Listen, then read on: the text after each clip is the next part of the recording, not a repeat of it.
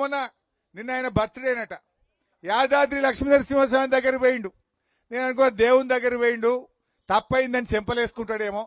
దేవుడా నీ మీద ఒట్టు పెట్టి నిన్ను మోసం చేసినా నన్ను క్షమించు అని ఏమన్నా గుంజీలు తీస్తాడేమో అని నేను అనుకున్నా.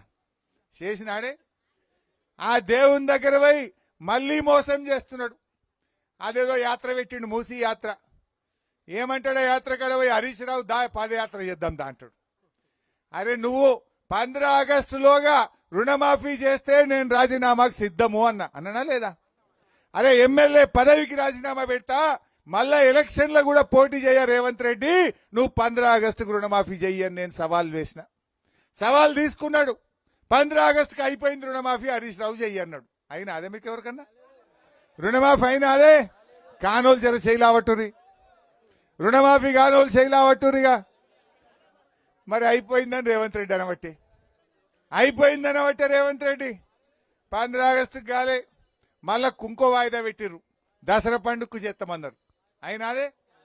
ఇప్పుడు దసరా అయిపోయాక నిన్న ఆయన పొంగులేటి శ్రీనివాసరెడ్డి రెవెన్యూ మంత్రి చెప్తుండు డిసెంబర్కి చెప్తామని. డిసెంబర్కి నెల ఉన్నది, చేస్తారా? ఎన్ని వాయిదాలు ఆయన? వాయిదాల మీద వాయిదాలు పెడుతుండ్రు. వాయిదాల పార్టీ అయిపోయింది మీది, వాయిదాల ప్రభుత్వం అయిపోయింది మీది. వాయిదాలు పెట్టుడు తప్ప ఇచ్చిన మాట నిలబెట్టుకునే తెలివి మీకు లేదు. మళ్ళీ అంటాడు హరీష్ రావు మూసికి పాదయాత్ర. నేను అడుగుతున్నా, ఇండ్లు గూలగొట్టింది ఎక్కడా? కడుపు మంట ఉన్నది ఎక్కడా? నీ యాత్ర ఎక్కడా? యాత్ర ఎక్కడి నుంచి పెట్టమని అడిగినా మేము? నల్లకుంటకెళ్ళి పెడదాం. ఎక్కడైతే మూసి ఇండ్లు గూలగొట్టినవో గక్కడికెళ్ళి పాదయాత్ర చేద్దాం రేవంత్ రెడ్డి అంటే, అదేమంటారు చూడు, హెడ్ ఇట్స్ పెట్టి టైల్ కాడ స్టార్ట్ చేసినట్టు తోక కాడికి పోయిండు, గాడికెళ్ళి స్టార్ట్ చేస్తుండు.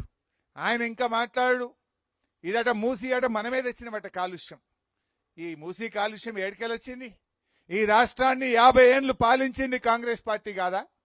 ఈ రాష్ట్రాన్ని 16 ఏళ్లు పాలించింది తెలుగుదేశం పార్టీ కాదా? నువ్వు ఆ తెలుగుదేశంలోకి వెళ్ళి వచ్చినావు కదా. 16 ఏళ్లు తెలుగుదేశం, 50 ఏళ్ల కాంగ్రెస్, 66 ఏళ్ల కాంగ్రెస్ తెలుగుదేశం పార్టీల పుణ్యమే ఈ మూసి మురికి. ఈ మూసి మురికికి కారకులు మీరు. దాన్ని బుకాయిస్తాడిన కేసీఆర్ గారు వచ్చినాక 3800 కోట్లు ఖర్చు పెట్టి ఎస్టీపీలు పెట్టి మూసీలోకి శుద్ధి చేసిన నీరు పంపించే ప్రయత్నం చేసిండు. కాళేశ్వరం నీళ్లను 1100 కోట్ల రూపాయలతో కాళేశ్వరం నీళ్లను మూసీకి తేవడానికి ప్రణాళికలు తయారు చేసిండు కేసీఆర్. కానీ గత కాంగ్రెస్ తెలుగుదేశం పార్టీల పుణ్యమే ఈ ఫ్లోరైడు, ఈ మూసీ మురికి. కానీ ఇవాళ రేవంత్ రెడ్డి అడబోయి నేనేం మాట్లాడతాడు? కేసీఆర్ ను ఎలాంటి బూతులు మాట్లాడిండు మీరందరూ కూడా చూసిండ్రు. తండ్రి లాంటి వయసున్న కేసీఆర్ ను ఆ రకంగా మాట్లాడొచ్చునా?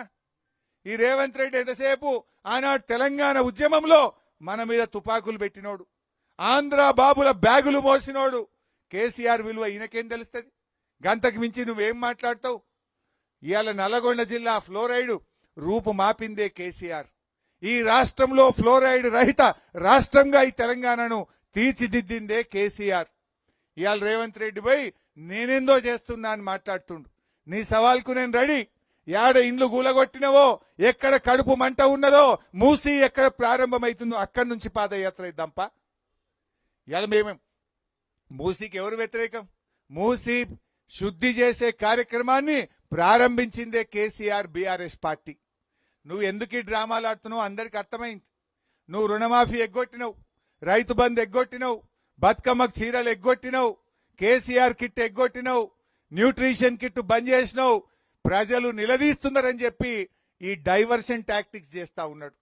ఎందుకంటే ఏదో ఒకటి తిడితే జనం మర్చిపోతారు అనుకొని ఈ చిల్లర మాటలు మాట్లాడుతున్నాడు. ఇవాళ రేవంత్ రెడ్డి గుర్తుపెట్టుకోవాలి, నీ బెదిరింపులకు ఇవాళ నువ్వు ఎన్ని తిట్లెత్తినా మా బీఆర్ఎస్ పార్టీ కార్యకర్తలు ఎవరు భయపడరు. పిల్లి శాపనార్థాలకు ఉట్లు దిగై రేవంత్ రెడ్డి తిట్లకు ఈ గులాబీ గుండెలు భయపడవని చెప్పి కూడా నేను ఈ సందర్భంగా మనవి చేస్తా ఉన్నా. ఇవాళ బీఆర్ఎస్ ప్రభుత్వంది, బీఆర్ఎస్ పార్టీది కిట్ల ప్రభుత్వం అంటారు, కానీ రేవంత్ రెడ్డిది ఏమంటారు? తిట్ల ప్రభుత్వం. నువ్వు తిట్లు, మా కిట్లు, గంతే తేడా నీకు మాకు. కేసీఆర్ ఉండగా న్యూట్రిషన్ కిట్ ఇచ్చిండు, కేసీఆర్ కిట్ ఇచ్చిండు, రైతు బంధు పంపిండు, ఇవాళ ఎన్నో కార్యక్రమాలు కేసీఆర్ చేసిండు. ఇవాళ వీరు వచ్చినాక ఏమన్నాడు? ఆ రోజు ఒకసారి మీరందరూ టీవీలో చూసిండ్రో లేదో, ఏ కేసీఆర్ నువ్వు 2 సార్లు రైతు బంధు ఇస్తున్నావు, 3 సార్లు ఇవ్వాలి అన్నాడు ఈ మొగోడు. అన్నాడా లేదా? 3 సార్లు ఇవ్వాలన్నాడు. మా చెల్లె మంచిగా చెప్పింది. ఇది ఆ ఒక్కసారి కూడా ఆయన ఇయ్యలే. ఆ ఒక్కసారి కూడా మనం రిలీజ్ చేసింది. అప్పుడు ఎలక్షన్ల ముంగట కేసీఆర్ రిలీజ్ చేస్తే వీళ్ళు ఎలక్షన్ కమిషన్ పోయి కంప్లైంట్ చేసిండ్రు. ఎలక్షన్ కమిషన్ పోయి కంప్లైంట్ చేస్తే గవే ఎన్నికల తర్వాత వచ్చినాయి. నువ్వు వచ్చినాక ఒక్కసారి కూడా ఇయ్యలే. 3 సార్లు ఇవ్వమన్న ఈ మహానాయకుడు ఒక్కసారి కూడా రైతు బంధు ఇవ్వకుండా ఎగబెట్టి మోసం చేసిన కేసు. ఆనాడు బతుకమ్మ చీరలు ఇస్తే ఒక్క చీర కాదు 2 చీరలు ఇస్తా అన్నాడు. ఒక్క చీర కూడా ఎగబెట్టిండు. కేసీఆర్ కిట్టు బంధు పెట్టిండు. అన్ని మాటలు తప్ప ఎక్కడ కూడా లేదు. ఆయన మాటలు ఎంత కంపు. నిజంగా మూసి మురికి కంటే రేవంత్ రెడ్డి నోటి కంపే ఎక్కువ ఉన్నది. నిజంగా చెప్పాలంటే మూసి మురికి కంపు కంటే రేవంత్ రెడ్డి నోటి మురికి కంపే ఎక్కువ ఉన్నది. ఇవాళ కాంగ్రెస్ నాయకుడే చెప్తుండు, అన్నా రేవంత్ రెడ్డి మాట్లాడుతుంటే మా పిల్లలు ఎలా చెడిపోతారో అని టీవీ బంద్ పెడుతున్నా అన్న అన్నారు. ఇదేమి ఇవాళ ఎందుకంటే ఆ పిల్లలు ఈయన మాటలు వింటే మా పిల్లలు కూడా అట్లా మాట్లాడితే ఎట్లా అని భయం అవుతుందన్న.